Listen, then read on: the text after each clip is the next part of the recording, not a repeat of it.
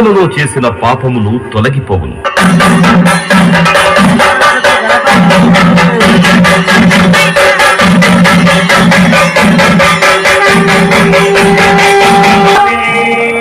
ఈ నాగహారతిని దర్శించుకోవడం వల్ల కాలసర్ప దోషములు తొలగి నవగ్రహములలో రాహుకేతువుల యొక్క దోషములకు పరిహారము కలుగును.